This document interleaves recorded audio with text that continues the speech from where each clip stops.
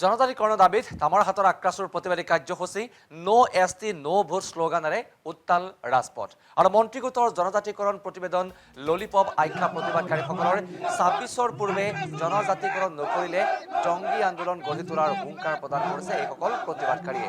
আক্ৰাছুৰ এক শপত গ্ৰহণ অনুষ্ঠানৰ জৰিয়তে এই হুংকাৰ নেতৃত্বৰ আমি দৃশ্য আপোনালোকক দেখুৱাইছোঁ আৰু ইতিমধ্যে দেখিবলৈ পোৱা গৈছে যে অসম বিধানসভাৰ শীতকালীন অধিৱেশনত এই সমগ্ৰ বিষয়টো আলোচনা হৈছে। অসম বিধানসভাৰ শীতকালীন অধিৱেশনৰ অন্তিম দিনৰ অন্তিম কাৰ্যসূচী আছিল জনজাতিকৰণৰ প্ৰসংগ আৰু মন্ত্ৰীগোটৰ প্ৰতিবেদন ইতিমধ্যে দাখিল কৰা হৈছে।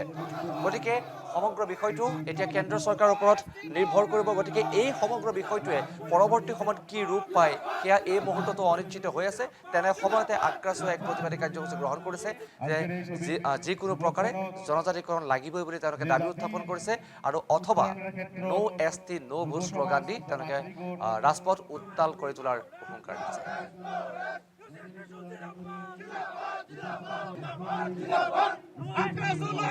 পূৰ্বৰে পৰা আৰু আজি নতুনকে আমি এই আমাৰ জাতীয় ফ্লাগৰ তলত আমি আজি শপত লৈ আমি এটা কথাই প্ৰতিশ্ৰুতিবদ্ধ হৈছো। আজি আমি এই বিজেপি চৰকাৰখন যেতিয়ালৈকে আমাৰ কোচ ৰাজবংশী জনগোষ্ঠীৰ যি সমস্যা এই সমস্যা সমাধান নকৰে তেতিয়ালৈকে আমি আমাৰ এটাই ধ্বনি থাকিব, আমাৰ বিজেপি হটাও, আমাৰ কোচ ৰাজবংশী বাঁচাও, লগতে আমাৰ নো এছ টি নো ভোট।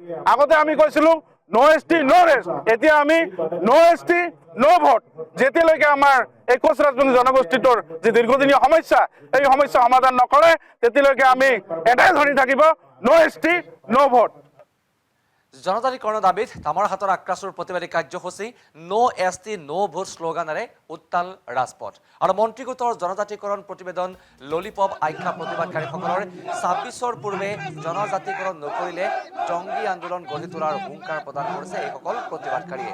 আক্ৰাছুৰ এক শপত গ্ৰহণ অনুষ্ঠানৰ জৰিয়তে এই হুংকাৰ নেতৃত্বৰ আমি দৃশ্য আপোনালোকক দেখুৱাইছোঁ আৰু ইতিমধ্যে দেখিবলৈ পোৱা গৈছে যে অসম বিধানসভাৰ শীতকালীন অধিৱেশনত এই সমগ্ৰ বিষয়টো আলোচনা হৈছে।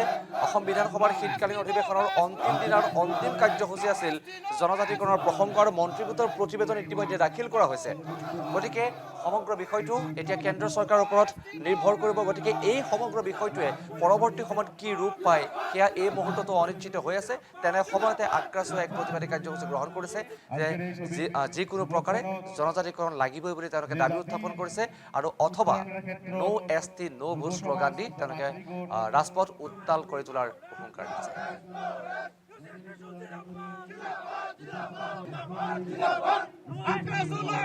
পূৰ্বৰে পৰা আৰু আজি নতুনকে আমি এই আমাৰ জাতীয় ফ্লাগৰ তলত আমি আজি শপত লৈ আমি এটা কথাই প্ৰতিশ্ৰুতিবদ্ধ হৈছো। আজি আমি এই বিজেপি চৰকাৰখন যেতিয়ালৈকে আমাৰ কোচ ৰাজবংশী জনগোষ্ঠীৰ যি সমস্যা এই সমস্যা সমাধান নকৰে তেতিয়ালৈকে আমি আমাৰ এটাই ধ্বনি থাকিব, আমাৰ বিজেপি হটাও, আমাৰ কোচ ৰাজবংশী বাঁচাও, লগতে আমাৰ নো এছ টি নো ভোট।